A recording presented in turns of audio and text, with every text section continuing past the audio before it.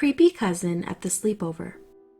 Back when I was in 6th grade, I had a close-knit group of friends. There were 4 of us, and we were all girls, and we hung out all the time.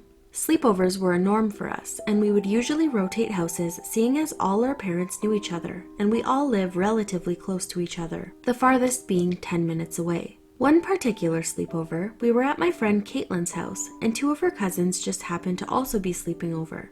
Caitlin had 2 older sisters and an older brother that were all really nice and friendly. During our sleepovers, they usually just stayed in their rooms and only came out for food, so we never really felt like we were imposing on them. Her brother would let us play with his PS2 sometimes, and his sisters would talk to us about boys and high school gossip, which at the time we thought was really cool. Overall, Caitlin had a great relationship with her siblings. I couldn't say the same for her cousins though. One of her cousins was in 8th grade, and she was closer in age to one of Caitlin's older sisters who was a freshman in high school, so she was staying in her room. The other one was a boy who was a junior in high school and naturally stayed with Caitlin's brother. The girl was nice, even if she seemed a bit shy. The guy, however, just gave me the creeps. He was definitely more outgoing, but something about his mannerisms was strange, and when he smiled, it looked like he was smiling at something he thought of in his head, and not necessarily at you. He had shoulder-length, stringy and greasy, dirty blonde hair, and he was pretty scrawny for a guy his age. He looked like he could also be a freshman in high school. Caitlin really seemed uncomfortable around him.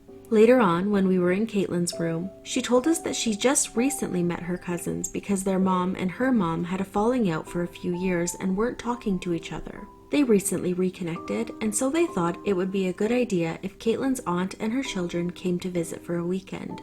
Caitlin said that her female cousin was nice enough, but that she thought the guy was weird. Ever since he got to their house, he's been trying to hang out with her instead of her brother. He would go into her room and go through her toys and books to try to make conversation with her. He was also kinda touchy. He would pet her cheeks and her hair. When she would flinch or move away from him, he would get this really cold look in his eyes, and he would stare at her for a few seconds before smiling that creepy smile he does. We all agreed that it was really weird, but eventually we moved on to other things and talked about the usual stuff 6th graders talk about. We ended up watching a movie before bed and took our turns into the bathroom in the hallway that Caitlin shared with one of her sisters. The oldest one had her own bathroom in her room, to brush our teeth. Everyone called dibs on their turn, and since I didn't really care, I was the last one to go there. When my friend Lucia came back and told me she was done, I was relieved because I was getting antsy and tired and just wanted to brush my teeth, lay in bed, and gossip, until we all fell asleep. I walked down the hallway and opened the door to the bathroom. I was so distracted that I didn't notice Caitlin's cousin in the bathroom until I turned the lights on. I quickly apologized and closed the door. At that point, I wanted to just leave and run back to the room. He was in the freaking bathroom with the lights off. From what I could see before I shut the door, he was just sitting on top of the closed toilet. Before I could leave, he opened the door, smiled at me, and told me to go on ahead. I really didn't care about brushing my teeth at that point, but I didn't want to run away and provoke a reaction out of him.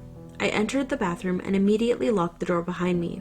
I quickly brushed my teeth and did my business. This is when things get really creepy for me. I opened the door and he was still there, waiting with a smile on his face. "Let me walk you back to your room." I didn't even know what to say to that. He took my silence as a yes, I guess, because before I knew it, he grabbed my right hand and was walking with me back to Caitlin's room. His hands were really warm and sweaty. Even though he didn't look like he was sweating or even remotely warm, I felt so numb and I could hear my own breathing. I honestly felt like I was gonna pass out. I swear that hallway has never felt so long. When I got to the room, he let go of my hand and said goodnight, going back to the bedroom he was staying in, which we passed before we got to Caitlin's room. I walked back inside, and I guess I was making a face because my friends all came up to me and asked what was wrong. I told them what happened, and they all agreed that it was super weird, and Caitlin said she would talk to her mom in the morning. I hoped that it all ended there, but it didn't. As a rule, we weren't allowed to lock the doors during sleepovers. It's usually fine, but not in this instance. I had to have been sleeping for a few hours when Caitlin was shaking me to wake up. Apparently, she had been up for a while, and with me being the closest to her, I was the first one she ran to. She then told me, with her voice shaking, that her cousin had opened the door to the room twice to her knowledge already and would stare in the room for almost a full minute before quietly closing the door. I was really frightened when I heard this. He was just watching us sleep throughout the night. I agreed to jump into Caitlin's bed with her and waited. It didn't even take that long when I heard the door open. We both just froze and stared straight at the door. There was no light in the hallway, and the only source of light in that room was from the moon outside. But we could still see a silhouette of someone's head peeking through the door. We could feel his eyes on us, and he was just staring into the darkness of Caitlin's room for a few seconds. We were trying not to move so that he didn't know we were awake, but it didn't matter. He let some air out of his nose as if he was trying not to laugh. "Hey, Caitlin," he whispered, and then just closed the door. Caitlin looked like she wanted to cry. She grabbed onto me and we just held each other and waited until he decided to come back. He never did end up coming back. I guess it wasn't as fun since he knew we were awake. We never ended up going back to sleep that night though. The next morning, my mom came to get me pretty early and I said my goodbyes. I was glad Caitlin's cousin was still asleep. When I saw Caitlin in school, I asked her what happened when I left. She said she told her mom and that her mom was really concerned and said she would talk to their aunt. I guess she told my mom about what happened to me too, because she asked me about it later on and was trying to see if anything else happened to me. After that, she made sure that Caitlin's cousins were not around before allowing me to sleep over at their place. She didn't have to worry though because they never came to visit after that. I don't know if Caitlin's mom had another falling out with her sister or if she just never invited them back to her house. But Caitlin's creepy cousin, let's not meet ever again. Close call. It could have been me. Certain details, states, names, etc. have been changed to provide anonymity to me and other people related to the story. This happened nearly 4 years ago, so my memory isn't the best. Please forgive me. In 2014, I moved to Ohio from California after my mom had retired from being in the Army. In middle school, I ended up transferring schools in the middle of the second semester, March 2015.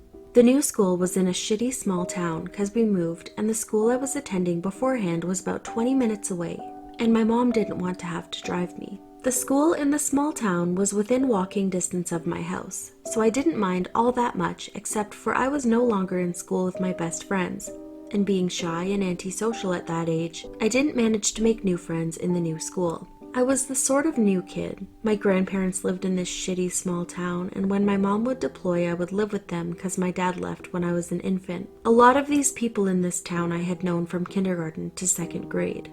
Let it be known at that time, I was a full-blown Tumblr-esque flower crown Dan and Phil and 21 Pilots faux emo kid. I don't even know what to call this, to be honest, other than cringy. At that time, I was freshly 14 and my fashion choices were rather questionable. I had dyed bright red fringy emo hair, I wore baggy hoodies and skinny jeans, and wore distressed American flag high-top Converses.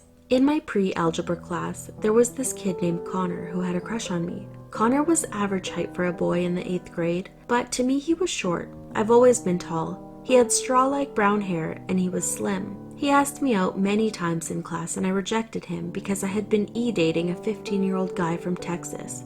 Despite that though, he didn't make me feel weirded out. The class was pretty tiny, so everyone knew everyone. Someone important to this story is Ella Davis. For some reason, no one called her Ella.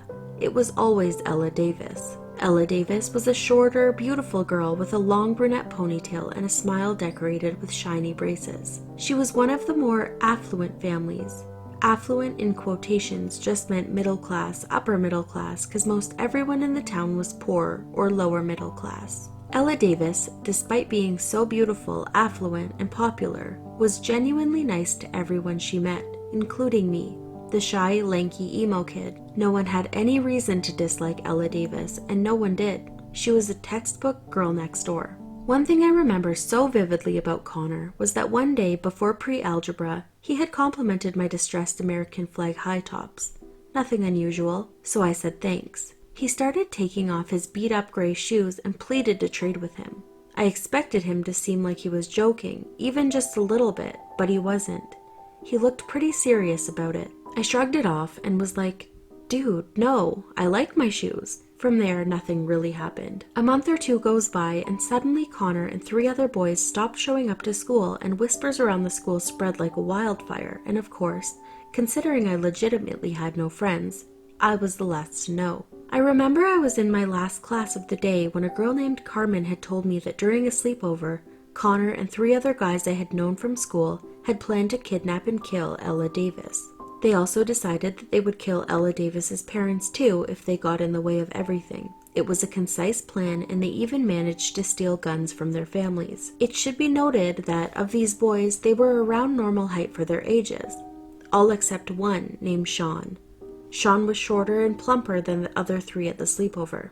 Was sexually assaulted by one of the two other guys, not Connor. He was given the role of lookout. One night, they ended up going over to Ella Davis's house after stealing guns from their families, but was spooked away by the family dog. Sean ended up caving in and going to the authorities. Despite his role in conspiring to kidnap and murder Ella Davis with the two other guys and Connor, as far as I know, he wasn't charged and he returned to school. Connor was charged as a juvenile, while the other two were charged as adults for what happened as well as the assault on Sean. When I found all of this out, all I could have thought about was the fact it could have been me instead of Ella Davis, considering Connor had that big crush on me and wanted my shoes. The scenario kept replaying in my head for the rest of the day. How did this dude from my class who wanted my cringy emo shoes turn out to be like this? Since moving away, I haven't really thought of this story. I only just thought about it today when I was like, have I ever had a let's not meet moment? My family still visits my grandparents on the holidays sometimes. So Connor, the next time I'm in town, let's not meet. The person in the basement. This is long, but definitely worth the read, guys. This happened a couple years ago. I don't like talking about it that much. It just never seemed like a big deal to me as a kid, but the older I get, the more I think about it and the more it haunts me. It was New Year's Eve 2011, and me and a couple of my friends were having a sleepover.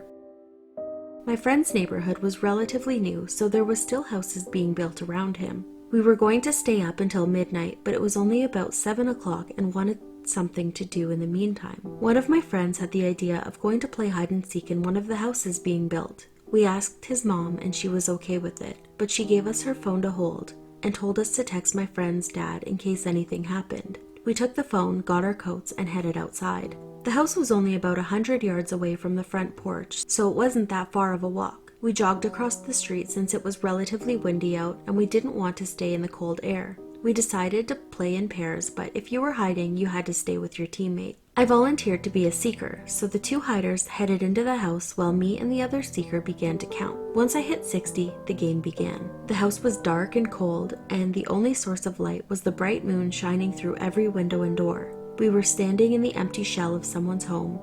No inner walls had been put up yet, and there was no carpeting on the floors. The only thing on the inside was dozens of thick wooden beams. I told my friend I'd take the first floor if he wanted the second, and he agreed. He walked past me and up the steps. I was now alone. I walked around the first floor with a smile on my face, braver than ever. I called out the names of my friends, trying to hold in my laughter. Since the house was dark, you could only see about 5 feet in front of you, so I made sure to check every nook and cranny. That's when I found the basement. It was a dark and eerie hole in the floor that looked like it would swallow anything that walked into it. They couldn't have gone down there, I thought to myself. There's no way. But I had checked the entire first floor and heard nothing from my friend upstairs, so I sucked it up and began down the steps. I walked down slowly, taking careful steps because it was nearly impossible to see anything. My footsteps echoed throughout the dark room, and I was only being able to see to the tips of my fingertips. I walked slowly, listening for any type of noise in the darkness. Then I heard something, the slow moving of feet. "Hello?" I said, following with my friends' names. No response. For a quick second, I contemplated turning back around, but I knew if it was them, they wouldn't say anything back. I called out their names again. No response. A smile came across my face. I had found them. "Come on out," I said as I walked towards the source of the noise. "I heard you guys move." I began to see the silhouette of something in the corner of the basement.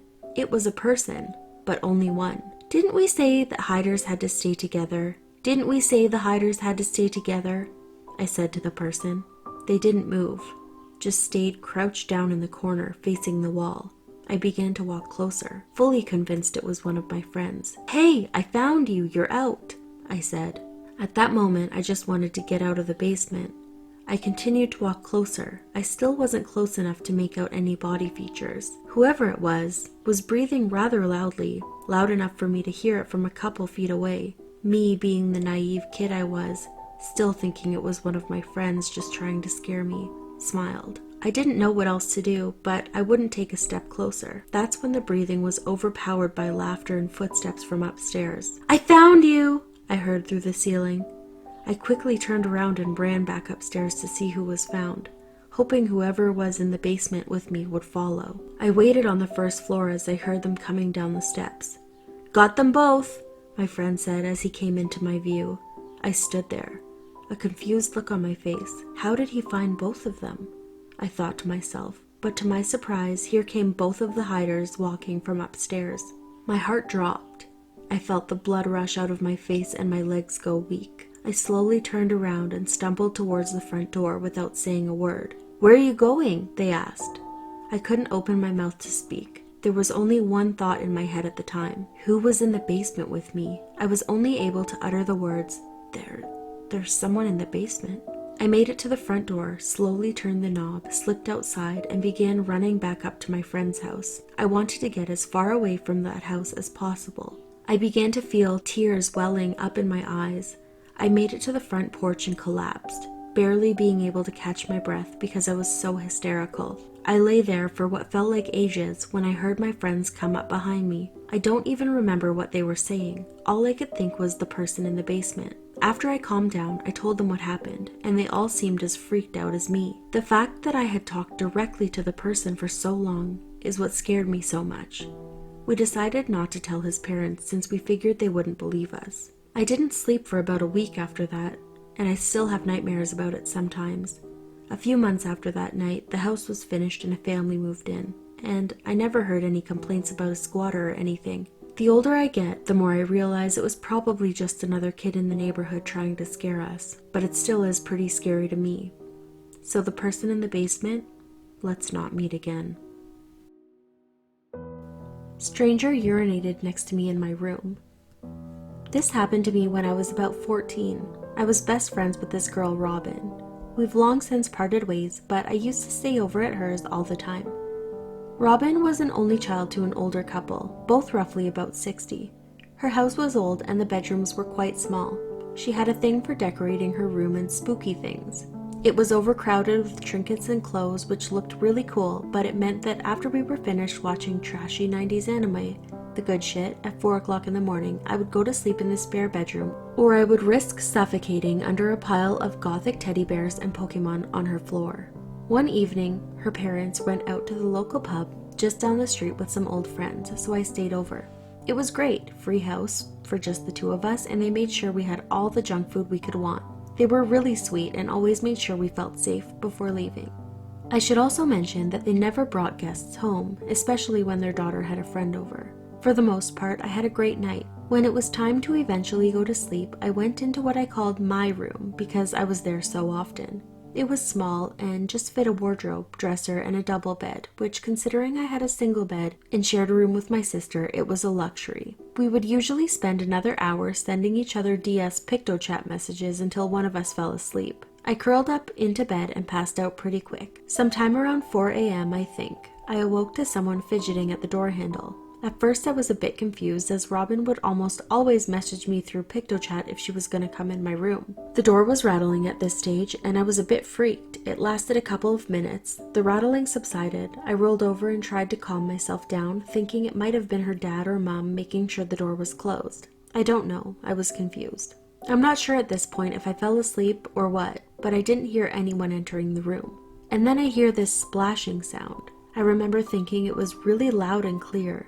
And as the seconds went by, I realized this wasn't part of a dream. This was something I was actually hearing. So as I was facing the wall, I rolled my head around as silently as I could, and I could see this very tall man next to my bed, facing the corner. He was so close to me. He was tall, at least 6'3". He had thick, black, short hair, and he was incredibly pale and toned. He looked to be in his early 30s or something, and he was wearing nothing but a pair of black boxers. What the absolute fuck? There was no way this could be her dad. While he was almost as tall as this guy, her dad was visibly older, had silver hair, and the top of his head was bald. There was no way anyone could confuse him with this guy. I was in shock. I had no idea what was happening, and I remember feeling my heart in my mouth. I didn't know what to do. I just stared in shock for a couple of seconds, and then, as quiet as I could, turned back around and just pretended to be asleep. I remember trying to control my breathing so he wouldn't notice me. Eventually he left and I was awake for what felt like an hour, too afraid to move. I didn't know who this guy was and if he was still outside my door. Did he see me? If he saw me, what would he do? I didn't hear anyone else in the house. There was no talking and the walls in this house were paper thin. When I eventually worked up the nerve, I darted into Robin's room and broke down. I was panicking and she just kept laughing at me, saying I was being ridiculous. I was lying. I was just having a nightmare. She told me to go back to bed and I refused to go into the room. I didn't feel safe. She rolled her eyes and we both went into the room. She looked around and suddenly started shrieking. She had just stepped in a puddle of piss. I fucking told you. It was everywhere. It was on the wardrobe, on the dresser, and soaked into the carpet. At that point, she was just as confused as I am. Even so, it was 5 a.m., so she grabbed my pillow and blanket from the room, and I gladly took my chance with the teddy avalanche and slept on her floor. The next morning, I remember being incredibly wary of her dad. There was no other male figure around, and they weren't the kind of people to have guests over, especially when their daughter had guests over. So I directed my fear and confusion at him. I knew it wasn't him though, but at that point I was just so anxious around any kind of male figure. I remember sitting around the breakfast table, and Robin still wasn't sure what to make of it. Somehow, part of her didn't want to believe me, even when she saw the evidence for herself. I didn't say anything to her parents, neither did she. I went home scared, confused, and out of my friends and family. No one seemed to believe me. It wasn't until recently that I retold the story to a group of friends, and my best friend who I was friends with at the time reacted with, "Wait, was that real? We all thought you were just making that up." Later on, my sister told me that the houses in the area are connected through the attics, and you can get from one house to another. Maybe someone crawled through there and gotten in. But why were they almost naked? And did they know I was there? I never really understood what happened. Needless to say, I never slept in that room and never slept alone in that house ever again. So yeah, person who broke into my room and peed all over the place, let's not meet again. A sleepover story. I was 11 years old. At the time, I was living in an apartment situated on a street with an ongoing construction. Needless to say, they often tapped into the electric supply and the power fluctuated quite a bit. Therefore, the streetlights often served no real purpose, especially in the winters when evening dawned on us with pitch black darkness. That is relevant, so keep it in mind. From what I remember, it was a weekend I was supposed to spend at my friend's house. For an 11-year-old me, this was an exciting prospect. Having been loaded with schoolwork the entire week, I was to spend what I believed to be Friday night sleeping over and spend the entirety of Saturday at her bungalow. To return home that very evening, what made it even better was the fact that her parents had an event they could not avoid and therefore trusted us to stay alone in their 2-floor house for the entirety of the 6 hours they were gone. Back then, the idea of spending a whole night alone with my friend was great. No interference, and a whole 6 hours of games and movies on their huge TV. As it turns out, my friend had other ideas. I arrived at her house just short of 8 p.m. It was already pretty dark out, and her parents had waited for me to arrive before telling us about emergency contacts, dinner, and such. They also reminded us to get their 4-year-old Labrador inside as the weather was acting up and his kennel had a few loose panels, which leaked when it rained. This is also an important fact to be noted. After they left, we watched a few cartoons, had dinner, and were chilling in her living room playing cards. That's when my friend Sid had the ingenious idea of exploring a fenced plot of land a few hundred meters down the street that she resided on. There was no construction happening in there, so what little of that area didn't have shambles was overgrown with plants and weeds. We got the dog inside, leashed it up to its long chain that allowed it to roam within reason, got the keys, and left the house to make the short 10-minute trip. At this point, it was about 10 p.m. In retrospect, we still had a chance to avoid this particular encounter, but being the curious and daring 11-year-olds that we were, we ventured anyways. Rather uneventfully, we arrived and set to climbing over the 2-meter wall. Luckily for us, the wall was broken enough in places to make good holds to carry us over. Once inside, Sid suggested that we sit a few meters away from each other for as long as we could, till one of us was too scared to do so. We faced each other and walked backwards till there was just enough light to see the general silhouette of the other. After what seemed to me like a good 10 minutes, I saw Sid's hunched form rise and start to walk towards me. She seemed to be walking rather fast and in a haphazard manner, jumping over rocks and such at a daring pace, even getting cut by some thorns in the process. She came up to me, and just as I was about to laugh and call her out on being scared, she told me to get up because she needed to go feed Shaggy. I remember being really confused because her parents had already filled his bowl with food, and he had this water thing which he could operate in case he was thirsty. But I saw her face, and let me just say I have never, ever seen her this pale. She looked like she had seen a ghost. So without asking questions, I said okay, and we made our way back over the wall, albeit in a tense manner and rather quickly. The moment my feet touched the ground, I felt Sid grab my arm and straight up just start sprinting down the street. To put things into perspective, I had a bruise from the way she grasped it for 2 weeks straight, so we ran like hell was chasing us, arrived at her house, and went in through her front yard fence gate, a towering metal gate without bars, and she told me to unlock the front door, while she deadbolted the metal gate's various locks into the ground, then the 2 gates to each other. At this point, I was starting to panic, but we got into the house and Sid then proceeded to run around the house, locking and closing all possible windows and doors, as well as pulling the curtains shut. I was very confused as to why she was doing this, and so was her dog, who stood there and followed her around while she did so. After about 10 minutes, she came back into the ground floor living room and with a very scared expression explained to me the reason she did all that was because while we were sitting apart, she happened to glance away to a few meters to my right to see another human silhouette crouching in the bushes. She thought she was imagining it until it moved closer to where I was sitting and seemed to be unaware that my friend was watching them. She did not want to startle me or the person, and so she made up having to feed her dog as an excuse to get out of there without alerting the person still crouching there. After hearing this, I was quite shaken and we hugged for a few minutes, deciding not to tell our parents as they had very much warned us not to go out of her compound. We did not want this to be the last of our time alone together, having fun, and so we peeked out the window into the street, which seemed to be empty as far as we could see, and proceeded to put it behind us as excitement took over our minds once again. I would have loved to say that was the end of it, but what happens next has stuck with me till date, and I hold a fear of that situation from that point onward. To give you an idea of the layout of her compound, her house was surrounded on 2 sides by a lawn, and the lawn was then surrounded by a wall, some 2.5 meters high. The wall had one entrance, where the tall metal gates I talked about previously. The house itself had windows all around the perimeter, as well as 2 potential entrances, the first being the front door, while the second being a door to this small attached space next to the house,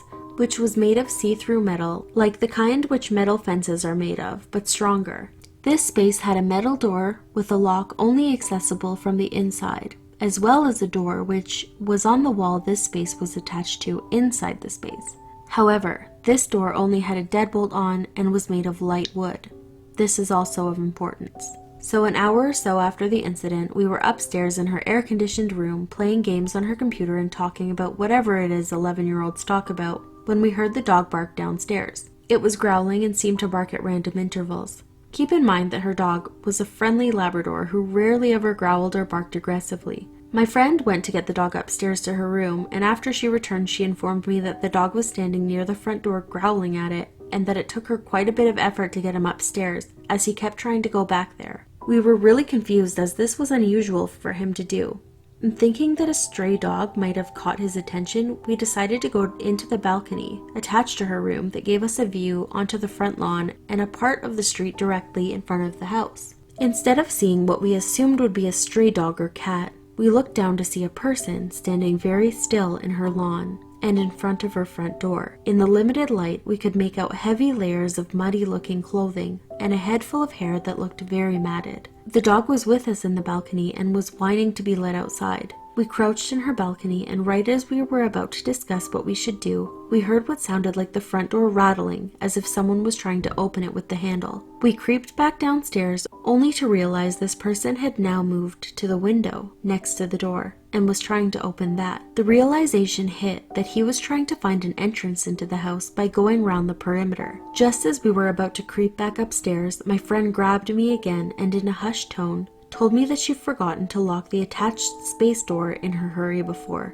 We both looked at each other and paled as we realized that it would gain the intruder easy access into the house, as the inner door had nothing but a deadbolt. At this point, we heard the windows rattling behind the house, nearly 3/4 of the way back to the front again. The attached space door was a few meters away from the front door, and we were lucky that he had chosen to go around the other side. She told me to wait by the inner door with the dog while she went outside and bolted the metal door. She then informed me to close the door as soon as she returned, and that if she was caught, to let the dog outside and close the inner door as discreetly as possible as to not give myself away. We were both terrified, and since we had no time to argue about it, I stood guard at the inner door while she went to the outer door, fumbled with the lock, and returned inside, practically running as quietly as she could. We closed the inner door, and just as we heard the outer door rattle harshly.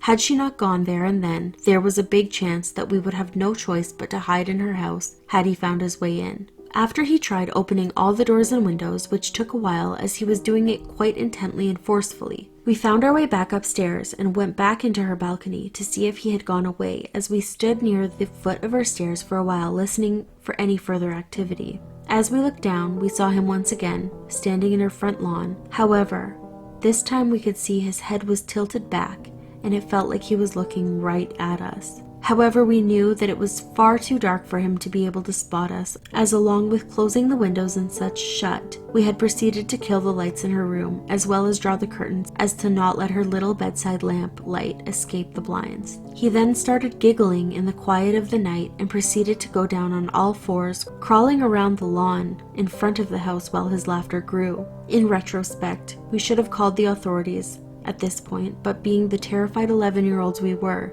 we did not want to get into trouble for not even being able to follow simple instructions. He did this for nearly half an hour, only to stand up once again, facing the street, and then climbing on top of the kennel in the corner onto the top of the wall and jumping down. We still stood in her balcony waiting to see if he would return, but an hour or so passed where he didn't, and that was the last we saw of him the entirety of the night. Till around 2 a.m., her parents returned. The next morning, they were very confused as to why all the doors and windows were closed on such a pleasant night, and why there was mud on the front door knob. We said we just wanted to play in the dark inside the house, lying about the actuality of the situation, and to this day, I do not think the man has been caught. So creepy lawn guy, let's not meet.